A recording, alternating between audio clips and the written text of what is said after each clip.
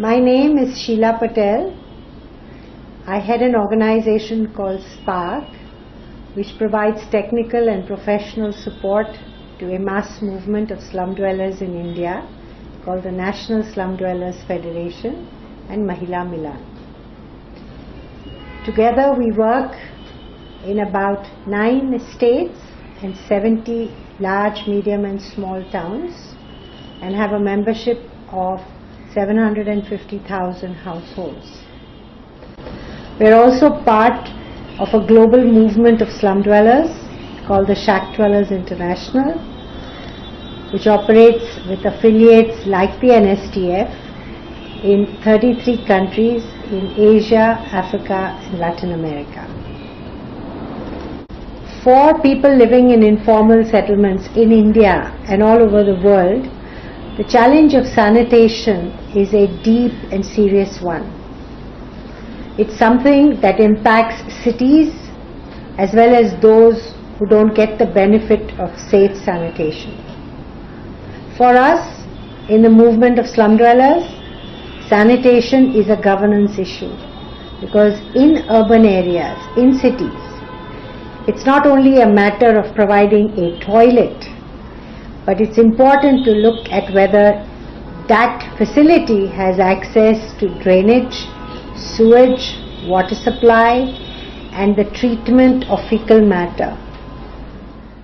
We will try and explain our strategy, the process, what we have achieved, and where we are right now, and in the context of the Sustainable Development Goals, what are the challenges we all think we will face, and both the process and the technological options that we have to pursue if we truly want to scale up overall universal sanitation for all.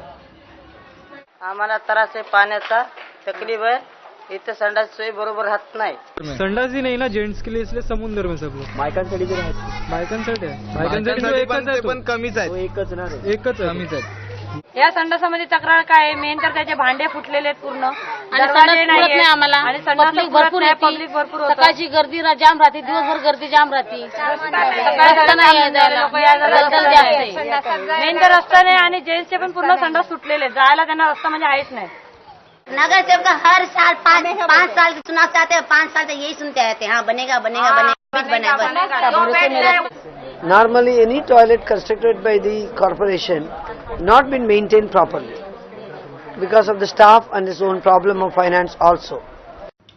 In this first section, we start off with how communities identified the challenge of sanitation for themselves. We always hear about statistics, percentages, volumes of people who don't have sanitation. And those figures overwhelm us. We don't understand what to do with such large numbers. But for us, the identification of this problem came out of discussing with women what their needs were. And sanitation has been the biggest priority for women and young girls in any country that you would go. It's both a question of hygiene, of dignity, of privacy, a terrible loss of identity, when often men and women have to hide their faces because they defecate in close proximity to each other.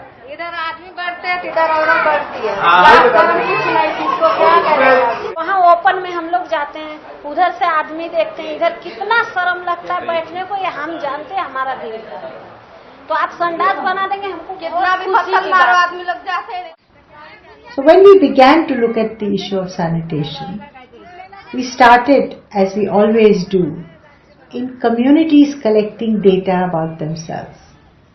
And what we found is that most informal settlements, which the government did not recognize, that means the government pretended that these don't exist, there was no sanitation. By and large, that was the majority of the informal settlements in the city.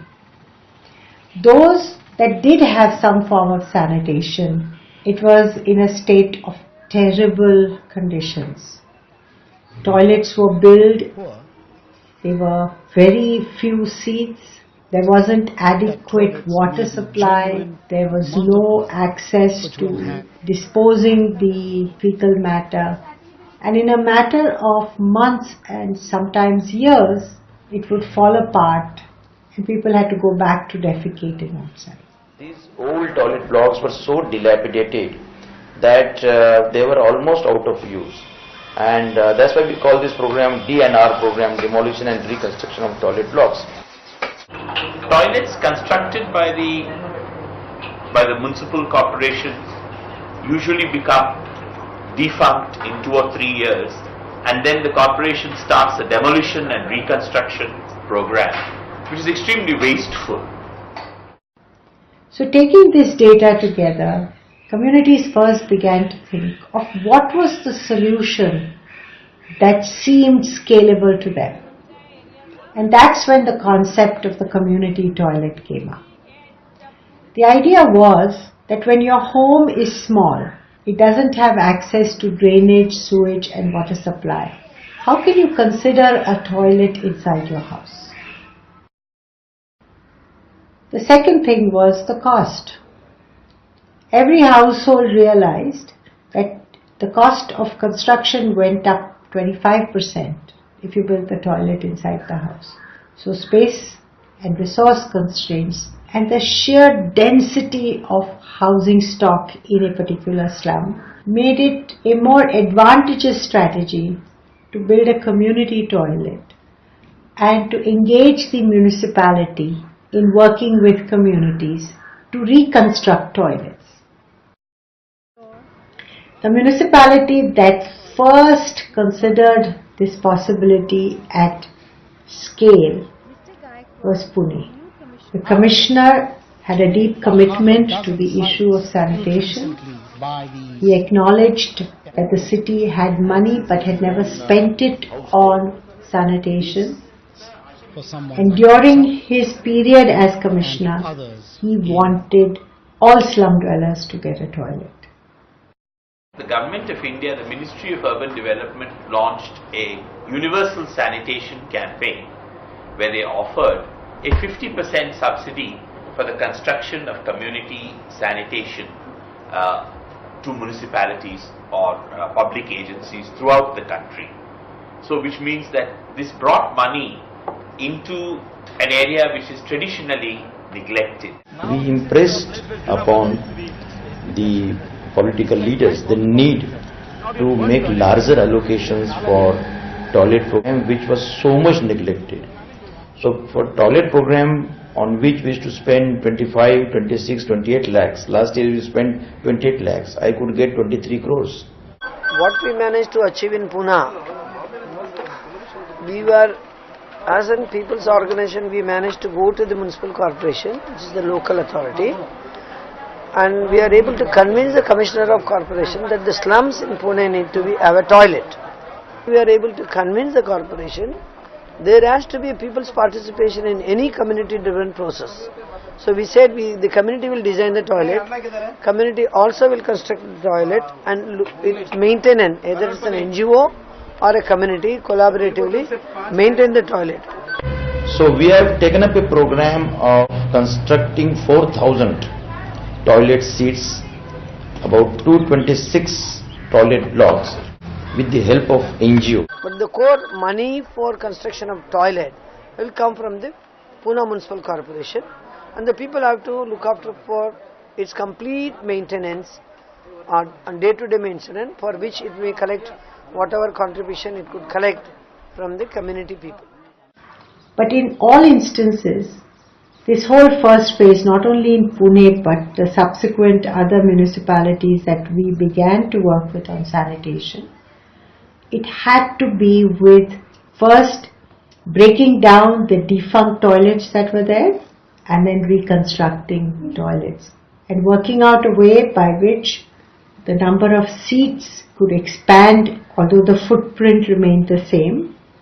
So in some instances there was ground plus 2 and a huge upward expansion so that men, women and children could get toilets.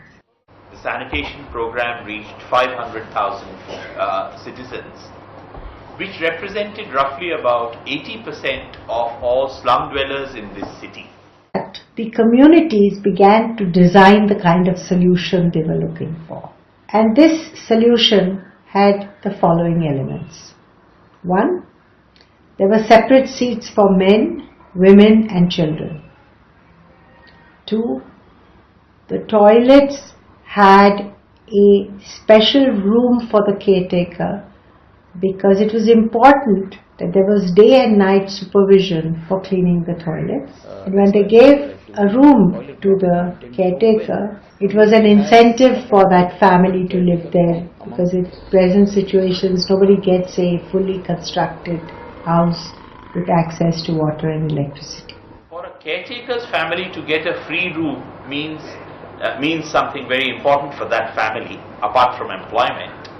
And by giving that free room, the salary to be paid to the caretaker can be reduced appropriately, which means that the maintenance costs to be borne by the community are that much reduced. With the design features of the toilet, that you have children's toilets. This is not common. In fact, this is not there anywhere.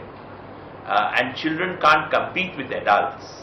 Children are afraid in these long queues that are there, and children and parents of children are afraid that they will fall into those big pans, if they go into that, if they manage to go into the adult seat.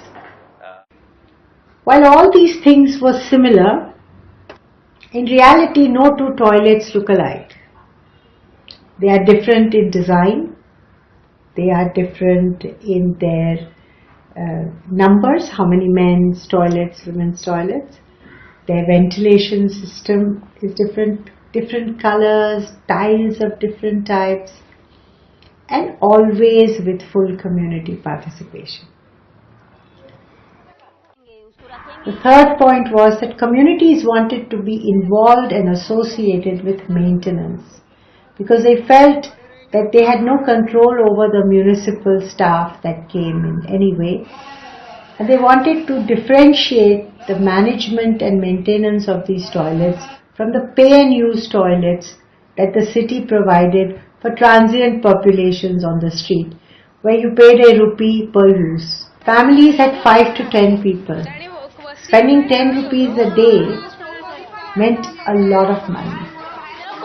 Pay and use toilets have a niche in the market where there are floating and transient populations, like at railway stations, bus stops, marketplaces and so on.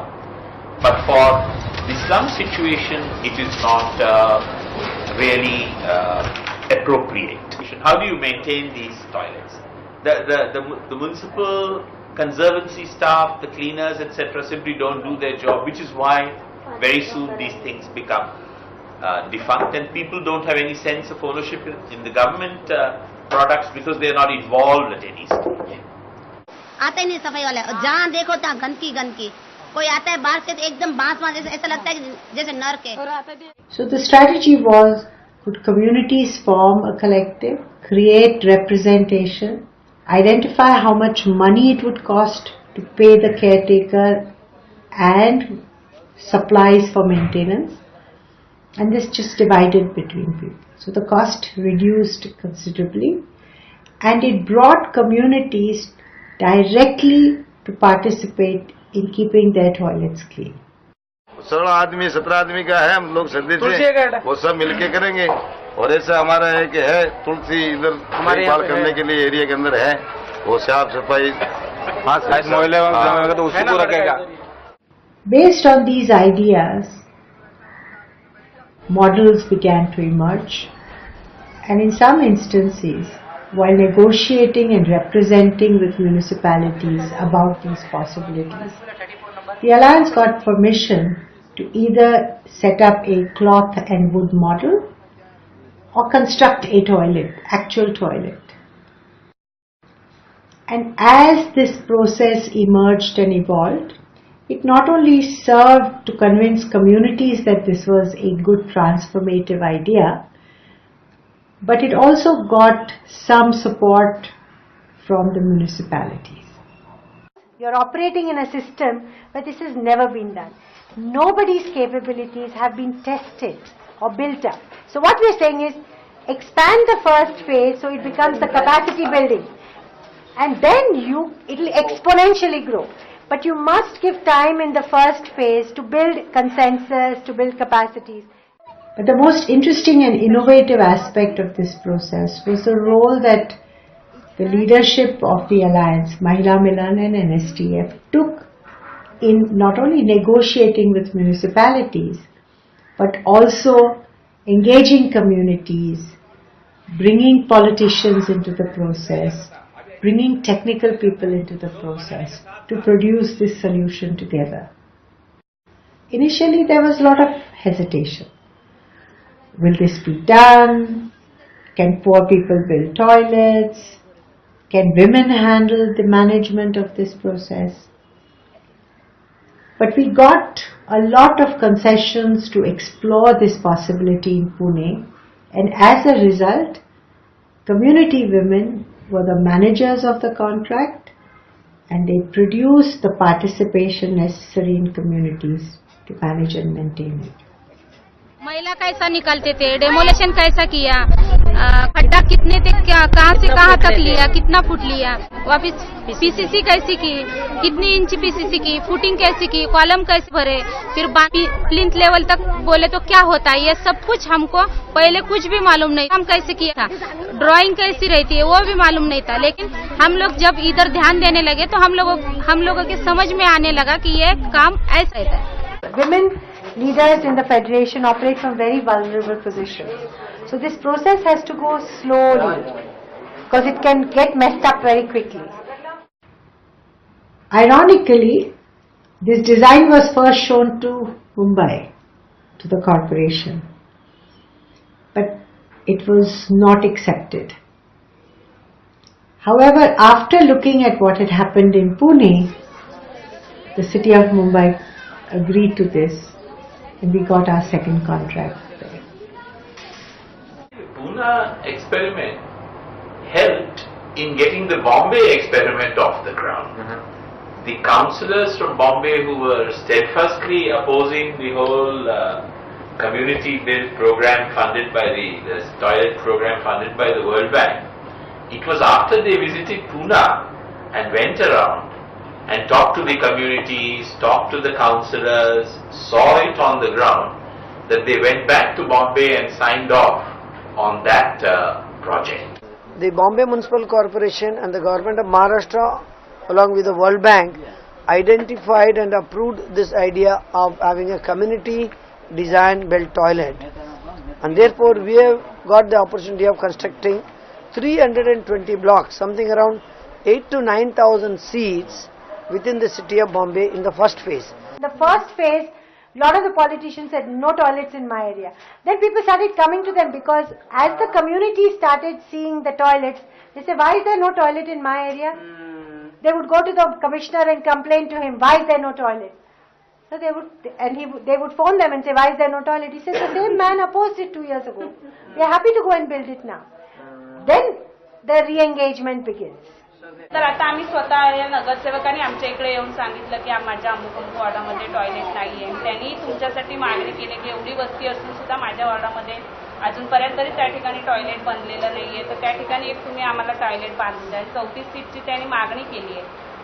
पूरी public का सहयोग आप लोगों के साथ में रहेगा, मेरा सहयोग रहेगा, फुल यहाँ पे बहुत जरूरत है, तो यहाँ पे कोई भी प्रॉब्लम यहाँ से आने वाला नहीं.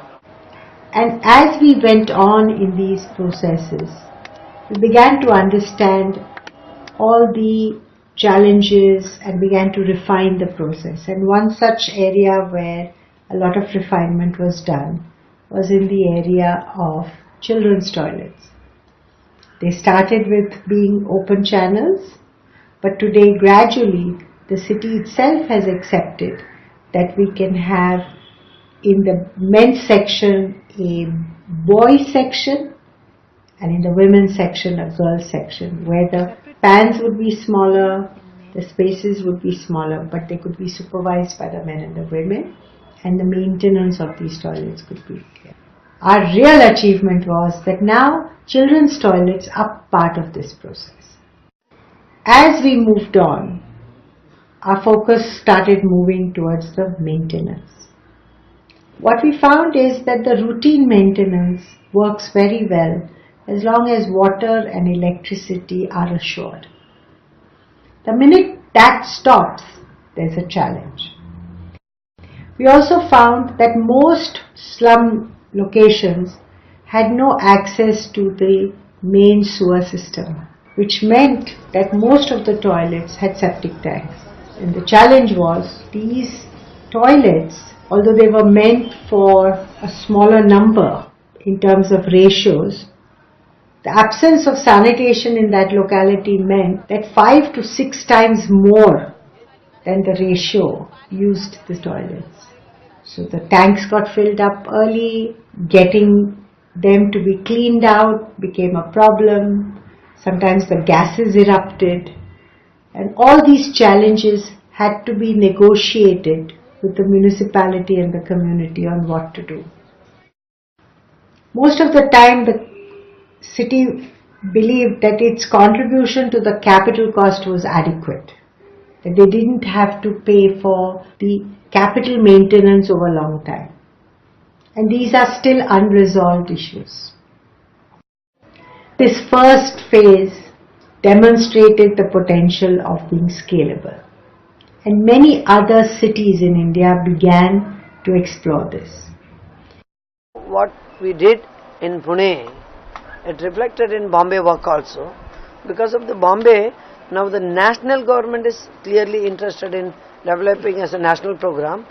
The government of Karnataka sent the mayors and commissioners and other officials from 32 towns where they are taking up a sanitation program to look at the work in Pune and Mumbai and see how much they can incorporate into its elements into their work. The government of Andhra Pradesh has requested us, this alliance of ASCI, Yashada and us, to enter into a memorandum of understanding with them, again to see how far we can take these concepts of community participation in public sanitation to different cities in that state. While this was going on, because we are part of Slum Dwellers International, which is a transnational organization of community federations at a country level, and sanitation today is a very important agenda within SDI, and many cities have begun to explore this process. The land which was donated by Haji Mlangwa to the community, so that where they can put there a sanitation unit as a demonstration unit for us in the community. It was the foundation stone was laid by the Honorable Minister who is in charge of housing, and the mayor, Kampala City Council, and other politicians, and the commissioner in charge of human settlements from the Ministry of Works. So this was a ceremonial way of saying that this is where we are going to build the sanitation unit.